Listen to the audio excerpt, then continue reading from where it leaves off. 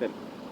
National Herald ವಿಚಾರದಲ್ಲಿ high court ಇಡಿಯ charge ಶೀಟನ್ನು ವಜಾ ಮಾಡಿದ್ದಾರೆ. ಅದರ ತನಿಖೆ ಮುಂದುವರಿಯುತ್ತೆ. ನಮ್ಮ 1956ರಲ್ಲಿ ಇಡಿ ಸಂಸ್ಥೆ ಯಾವಾಗ ಪ್ರಾರಂಭ ಮಾಡಿದ್ದು. ಇತ್ತೀಚೆಗೆ ಮನಮೋಹನ್ ಸಿಂಗ್ ಅವರು 10 ವರ್ಷ ಅಧಿಕಾರದಲ್ಲಿದ್ದಾಗ 1400 ಕೇಸುಗಳು ದಾಖಲೆ ಆಗಿತ್ತು 10 ವರ್ಷದಲ್ಲಿ. BJP ಅಧಿಕಾರಕ್ಕೆ ಬಂದ ಮೇಲೆ 4800 ಕೇಸುಗಳು ಇಡಿ ಸಂಸ್ಥೆ ದಾಖಲು ಮಾಡಿಕೊಂಡಿದೆ. ಅದರಲ್ಲೂ ಬಹುತೇಕ 100ಕ್ಕೆ 90 ಬೇಗ ವಿಪಕ್ಷಗಳ ಮೇಲೆ, ರಾಜಕೀಯ ಪಕ್ಷಗಳು, ಅದರಲ್ಲೂ ಕಾಂಗ್ರೆಸ್ನವ್ರ ಮೇಲೆ ಜಾಸ್ತಿ. ಅದರಲ್ಲೂ ಭಾಳಷ್ಟು ಜನ ಇಡಿ, CBI, ಇನ್ಕಮ್ ಟ್ಯಾಕ್ಸು ತೊಂದರೆಯಿಂದ ಹೆದರಿಸಿ ಬೆದರಿಸಿ ಅವರ ಪಕ್ಷಕ್ಕೆ ಸುಮಾರು 450 ಜನ ಶಾಸಕರು, ಲೋಕಸಭಾ ಶಾಸಕರನ್ನು ಸೇರಿಸ್ಕೊಂಡ್ಬಿಟ್ರು. ಆಮೇಲೆ ನಿಮ್ಮ ಮೇಲೆ ಇಡಿ ಕೇಸ್ ಹಾಕೋದು, ಆಮೇಲೆ CBI ಕೇಸ್ ಹಾಕ್ಸೋದು, ಆಮೇಲೆ ಅವ್ರ ಪಕ್ಷಕ್ಕೆ ಸೇರಿದ ತಕ್ಷಣ ಕ್ಲೀನ್ ಚೀಟ್ ಕೊಟ್ಬಿಡೋದು, ವಾಷಿಂಗ್ ಮಿಷಿನ್ಗೆ ಹಾಕ್ಬಿಟ್ಟು ಕ್ಲೀನ್ ಚೀಟ್ ಕೊಟ್ಬಿಡೋದು. ಈ ರೀತಿ ಮಾಡಿ 450 ಜನ ಶಾಸಕರು, ಮುಖಂಡರನ್ನ ಅವರ ಪಕ್ಷಕ್ಕೆ, ಅದರಲ್ಲಿ ಮುಖ್ಯಮಂತ್ರಿಗಳಾಗಿದ್ದವ್ರನ್ನೂ ಕೂಡ ಸೇರಿಸ್ಕೊಂಡಿದ್ದಾರೆ. ಮಹಾರಾಷ್ಟ್ರ, ಅಸ್ಸಾಂ ಇಲ್ಲೆಲ್ಲ ಕೂಡ ಸೇರಿಸ್ಕೊಂಡಿದ್ದಾರೆ. ಆಮೇಲೆ ಇದು 2G ಹಗರಣ ನಿಮಗೆಲ್ಲ ಜ್ಞಾಪಕ ಇದೆ. 2013ರಲ್ಲಿ 2 ಲಕ್ಷ ಕೋಟಿ ದುರುಪಯೋಗ ಆಯಿತು ಅಂಥೇಳಿ ಎಲ್ಲ ವ್ಯಾಪಕವಾಗಿ ಅಣ್ಣಾ ಹಜಾರೆ, ಆಮೇಲೆ ಕಿರಣ್ ಬೇಡಿ, ಪತಂಜಲಿ ಸ್ವಾಮೀಜಿ ಇವ್ರನ್ನೆಲ್ಲ ಸೇರಿಸ್ಕೊಂಡು ಆಂದೋಲನ ಮಾಡಿದ್ರು ದೇಶದಲ್ಲಿ. ಆಮೇಲೆ 80,000 ಕೋಟಿ ಕಲ್ಲಿದ್ದಲು ಹಗರಣ ಅಂತೇಳಿ ಅಪಪ್ರಚಾರ ಮಾಡಿದ್ರು. 14 ಅವ್ರದ್ದೇ ಸರ್ಕಾರ ಬಂತು. 2G ಹಗರಣದಲ್ಲೂ ಏನೂ ಇಲ್ಲ, ಕಲ್ಲಿದ್ದಲಲ್ಲೂ ಏನೂ ಇಲ್ಲ. ಇದೆಲ್ಲ ಸುಳ್ಳು ಅಂತ ಇಡೀ ಜನಕ್ಕೆ ಗೊತ್ತಾಗಿದೆ. ಯಾವ ರೀತಿ ವ್ಯವಸ್ಥಿತವಾಗಿ BJP, RSS, ವಿಶ್ವ ಹಿಂದೂ ಪರಿಷತ್ತು ಅಪಪ್ರಚಾರ ಮಾಡ್ತಾರೆ ಅನ್ನೋದಕ್ಕೆ ಈ 2G ಹಗರಣನೇ ಸಾಕ್ಷಿ, ಕಲ್ಲಿದ್ದಲು ಹಗರಣನೇ ಸಾಕ್ಷಿ.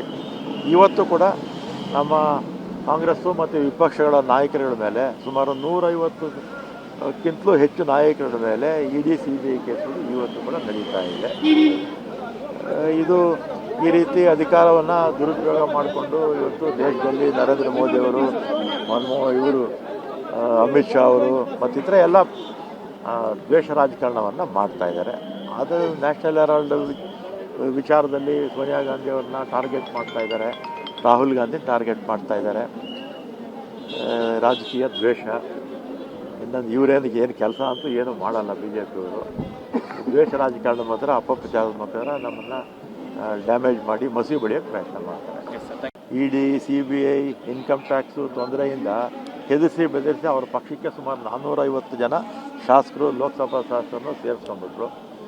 ಆಮೇಲೆ ನಿಮ್ಮ ಮೇಲೆ ಇಡಿ ಕೇಸ್ ಹಾಕೋದು, ಆಮೇಲೆ CBI ಕೇಸ್ ಹಾಕ್ಸೋದು, ಆಮೇಲೆ ಅವ್ರ ಪಕ್ಷಕ್ಕೆ ಸೇರಿದ ತಕ್ಷಣ ಕ್ಲೀನ್ ಚೀಟ್ ಕೊಟ್ಬಿಡೋದು, ವಾಷಿಂಗ್ ಮಿಷಿನ್ಗೆ ಹಾಕ್ಬಿಟ್ಟು ಕ್ಲೀನ್ ಚೀಟ್ ಕೊಟ್ಬಿಡೋದು.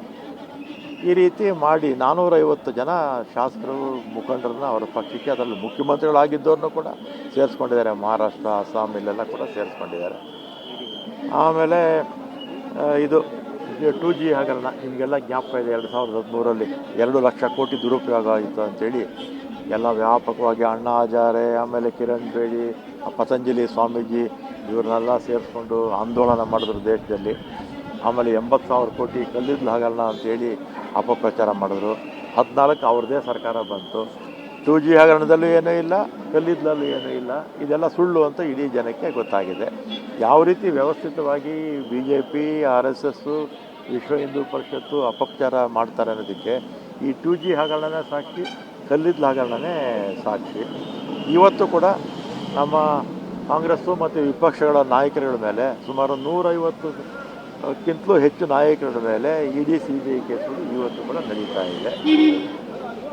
ಇದು ಈ ರೀತಿ ಅಧಿಕಾರವನ್ನು ದುರುಪಯೋಗ ಮಾಡಿಕೊಂಡು ಇವತ್ತು ದೇಶದಲ್ಲಿ ನರೇಂದ್ರ ಮೋದಿಯವರು, ಇವರು ಅಮಿತ್ ಶಾ ಅವರು ಮತ್ತಿತರ ಎಲ್ಲ ದ್ವೇಷ ರಾಜಕಾರಣವನ್ನು ಮಾಡ್ತಾಯಿದ್ದಾರೆ.